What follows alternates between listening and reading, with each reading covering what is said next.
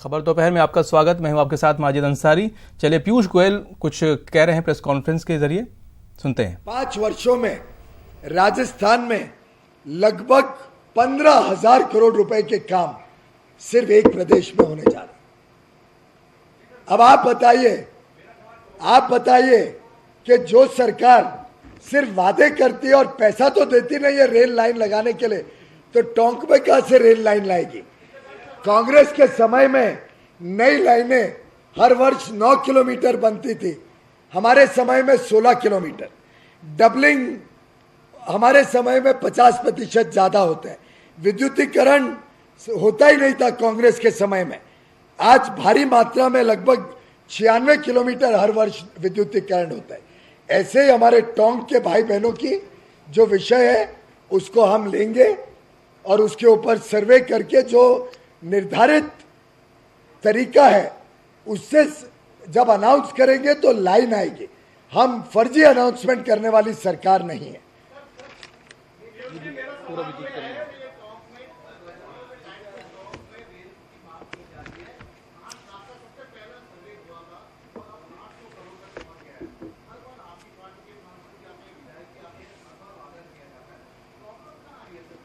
मैंने अभी बताया कि जो 65 साल तक जिसमें अधिकांश एक परिवार और एक पार्टी की सरकारें थी, उन्होंने जब निवेश नहीं किया और इतना समय गुजर गया। मुझे तो विरासत में कुछ लाइनें ऐसी मिली जो 1974 में शुरू हुई थी।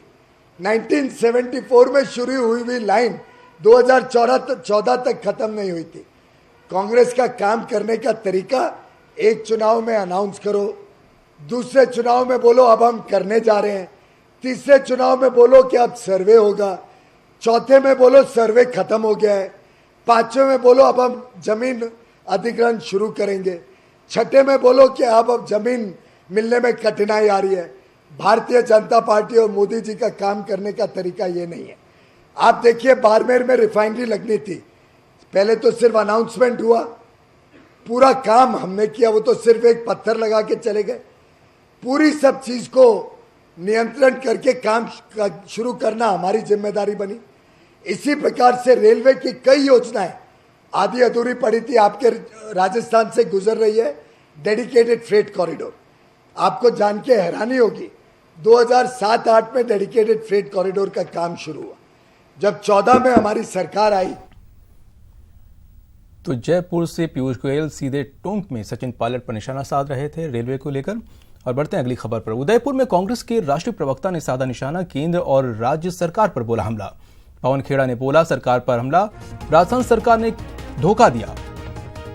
ये खेड़ा ने कहा गलती माफ हो जाएगी, धोखा नहीं, ऐसा खेड़ा ने कहा। पवन खेड़ा ने राजस्थान बेरोजगारी में 5वें नंबर पर है, नोटबंदी का नुकसान पूरे देश को झेलना पड़ा है। आरोप प्रत्यारोप का दौर जारी है और प्रेस कॉन्फ्रेंस के जरिए पवन खेड़ा ने मोदी सरकार पर हमला बोला है। पिछले 5 सालों में हमारे एक एक सिपाही ने सड़क पर संघर्ष किया है, इसमें कोई शक की बात नहीं। सीटें सिर्फ 200 होती हैं, 201 नहीं दे सकते, 200 ही टिकट्स देनी होती हैं। और 4 अच्छे लोग एक सीट पे टिकट मांग रहे हों, अच्छों में से अच्छा चुनना बड़ा मुश्किल होता है जब चारों ही अच्छे हों। कई बार ऐसा होता है कि बाहर से कोई आ गया, उसमें कई पैमाने होते हैं। पैमाना सबसे महत्वपूर्ण होता है कि क्या वो जीत सकता है। जान है तो जहान है, जीतेंगे ही नहीं तो फिर क्या लड़ेंगे। तो अगर उस पैमाने पे वो व्यक्ति खरा उतरता है तो उसको टिकट देनी होती है। सरकार जब बनती है तो सेवा का अवसर सबको मिलता है, भले उसको टिकट मिली हो या ना मिली हो। सरकार में सबकी भूमिका रहेगी। आने वाले महीनों में आप देखेंगे काबिल लोग जिनको टिकट नहीं मिली, मौका नहीं मिला चुनाव लड़ने का, उनको और अवसर मिलेंगे, अच्छी तरह से मिलेंगे कि वो सरकार में हिस्सेदारी रखें, सरकार में भाग लें और सेवा करने का उनको मौका मिले। इधर नॉमिनेशन के बाद कांग्रेस भी चुनाव प्रचार में पूरी ताकत झोंक रही है। आज उन्होंने सरदारपुरा में चुनाव प्रचार अभियान का आगाज किया। फिलहाल वो जगह जगह जनसंपर्क कर रहे हैं और चुनाव सभा भी कर रहे हैं।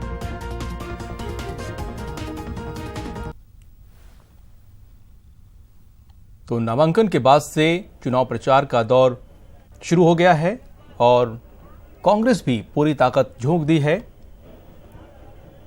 आज पवन गहलोत सरदारपुरा में चुनाव प्रचार अभियान में शामिल हुए। जनसंपर्क के जरिए वो लोगों से मिल रहे हैं, चुनाव सभा भी कर रहे हैं।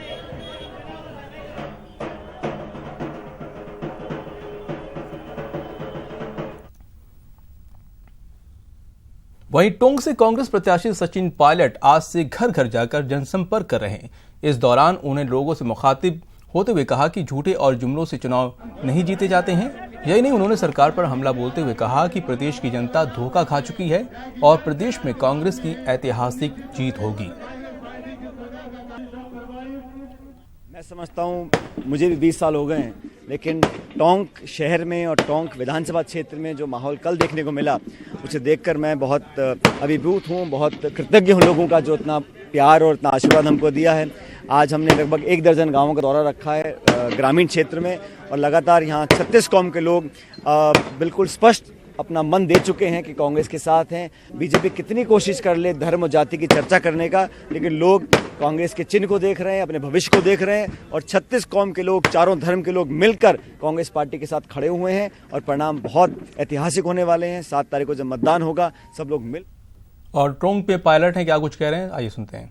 होकर अब अंडिया जो केदार गांव है वहां पर भी पहुंचा। अभी बातचीत के लिए हमारे साथ पायलट साहब मौजूद है। सचिन जी, लगातार जनसंपर्क आपका चल रहा है, बड़ी संख्या में तादाद में लोग भी उमड़ रहे हैं उसमें। जनता के विश्वास पे खरा उतरना है, चुनाव जीतना है तो लोगों की वोट मांगनी है। इस क्षेत्र ने बहुत अब तक प्यार दिया है और हम सब मिलकर यहाँ पे मेहनत कर रहे हैं। जो कार्यकर्ता में उत्साह है उसे देखकर मुझे कहने में कोई संकोच नहीं है कि हम पूरे प्रदेश में जीतेंगे, लेकिन टोंक विधानसभा क्षेत्र से ऐतिहासिक जीत कांग्रेस पार्टी की होगी। जी, लगातार आप गाँव में आए हैं, पिछले लंबे समय से यहाँ पर बीजेपी के एमएलए रहे, लेकिन गाँवों की सड़कों की हालत सबसे ज्यादा खराब थी, विकास से महरूम रहे हैं। यहाँ पर विधायक बीजेपी के, सांसद बीजेपी के, मंत्री बीजेपी के, मुख्यमंत्री बीजेपी की, प्रधानमंत्री बीजेपी के 5 साल से, और ये हाल विकास का है। यहाँ पानी की क्या समस्याएं हम सब देख चुके हैं, सड़कों के क्या हाल हैं। तो जनता, किसान, नौजवान परेशान है, त्रस्त है, निराश है, नाराज है, लेकिन अब आने वाला समय उनका होगा और कांग्रेस की सरकार बनेगी, वो जनता की सरकार होगी, पूरी भागीदारी उनकी होगी। इस जिले से और आसपास के इलाकों से बहुत बेहतर परिणाम कांग्रेस पार्टी के पक्ष में आएगा। कुल मिलाकर विकास आपका बड़ा मुद्दा रहने वाला है। हम मुद्दा ही विकास का लेकर आते हैं, डेवलपमेंट वाली बात करते हैं। बीजेपी चाहती है कि धर्म की, जाति की और अन्य बातें कर लोगों का ध्यान भटकाना, लेकिन हम सिंगल फोकस हमारा विकास का है। पहले आपसे रिपोर्ट कार्ड दिखा के पूछेंगे वसुंधरा जी ने क्या किया, क्या नहीं किया, और हम जो करेंगे सकारात्मक काम, उसका लेखा जोखा जनता के सामने आएंगे। लगातार जो लोगों का रेस्पॉन्स मिल रहा है, कल शहर में भी बड़ी तादाद में लोग करेंगे, हजारों की तादाद में जो संख्या थी वो लोगों की थी, आज भी बड़ी तादाद में लोग आ रहे हैं गाँव में। लोगों का स्नेह है, हम सब कांग्रेसियों ने 5 साल तक मेहनत करी है, दुख सुख में इनका साथ दिया है लोगों का, जनता का, तो स्वाभाविक है वो हमारे साथ खड़े होंगे। आज सब जानते हैं कि राज कांग्रेस का बनेगा और मुझे लग रहा है कि इतनी बड़ी जीत होनी चाहिए जिसकी किसी को उम्मीद नहीं है। तो एक मेरा आखिरी सवाल, आप लगातार यहाँ पर रेलगाड़ी, जो ट्रेन की बात है वो हमेशा लोग करते हैं कि ट्रेन की लाइन यहाँ पर नहीं है। 2012 में हमारी सरकार थी, मैं केंद्र का मंत्री था, कांग्रेस का राज था, उस समय हम लोगों ने लाइन को स्वीकृत करवाया, सर्वे भी करवाया था, बात आगे बढ़ गई थी, लेकिन क्योंकि उस पूरे प्रोजेक्ट पर कांग्रेस की छाप लगी हुई थी, तो वसुंधरा जी ने, बीजेपी ने उसको ठंडे बस्ते में डाल दिया। और जब राज बनेगा दोबारा कांग्रेस का, तो निश्चित रूप से इस काम को हम आगे लेकर जाएंगे। शुक्रिया। तो यह है पीसीसी चीफ सचिन पायलट, जिनका कहना है कि जब कांग्रेस का राज आएगा तो उस काम को, यानी जो ट्रेन का काम है, वो वापस से आगे बढ़ाया जाएगा। इसके अलावा उन्होंने यहाँ पर साफ तौर पर जो विकास का मुद्दा है उसको यहाँ पर बताया कि कांग्रेस विकास के मुद्दे को लेकर ही चुनाव लड़ रही है। कैमरा पर्सन एहसान के साथ दीपक व्यास, न्यूज़ 18 टोंक। तो एक तरफ कांग्रेस पार्टी के प्रत्याशी सचिन पायलट और अशोक गहलोत लगातार प्रचार में लगे हुए हैं, तो दूसरी तरफ नॉमिनेशन के बाद कांग्रेस को एक और बड़ा झटका लगा है। पूर्व मंत्री माधो सिंह दीवान बीजेपी का दामन थाम लिया है। उन्होंने आज सीएमआर में सीएम वसुंधरा राजे ने सदस्यता ग्रहण कराई। इस दौरान केंद्रीय मंत्री प्रकाश जावड़ेकर भी मौजूद रहे। बीजेपी में शामिल होने के बाद उन्होंने कहा कि कांग्रेस में टिकटों की जमकर बंटर बांट हुई है और किसी भी कीमत पर कांग्रेस सत्ता में नहीं आएगी।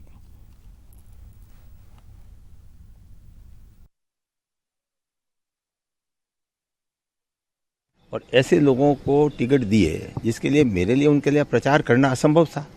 मैं उस पार्टी में हूँ और ऐसे लोगों के लिए मैं आज धर्मगुरु की जगह भी हूँ, मेरा अपना स्टेटस है, पर उनका खुद का कैरेक्टर, उनका खुद का पास्ट इस प्रकार का पता नहीं कहाँ कहाँ से ढूंढ के लाए। जैसे अब से बंटवारा हो रहे हो, मैं तो अपनी पाली जिले की बात कर लूँ, 6 सीटें हैं, 6 सीटें में एक एक को जगह देख लो, मतलब मैं उनके जाके प्रचार करूं कैसे? तो मैं तो घुट रहा था कि मैं पार्टी में भी हूं और प्रचार कर नहीं सकता हूं, तो बेटर है कि मैं उस पार्टी को क्विट करूं।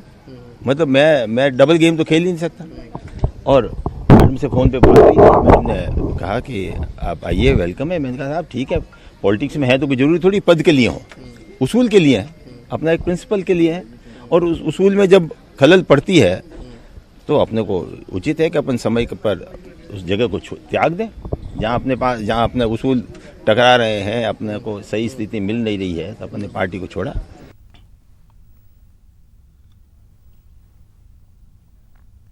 तो नामांकन के बाद से स्टार प्रचारक भी अपने उम्मीदवारों के कैंपेन में लग गए हैं और इसी सिलसिले में बीकानेर में बीजेपी के राष्ट्रीय अध्यक्ष अमित शाह 21 नवंबर को रोड शो करेंगे। शाह के कार्यक्रम प्रभारी और राज्यसभा सांसद नारायण पंचारिया और केंद्रीय राज्य मंत्री अर्जुन राम मेघवाल ने कार्यक्रम की तैयारियों को लेकर कार्यकर्ताओं की बैठक ली। रोड शो में 30 स्थानों पर बीजेपी कार्यकर्ताओं और आमजन की ओर से शाह का स्वागत किया जाएगा।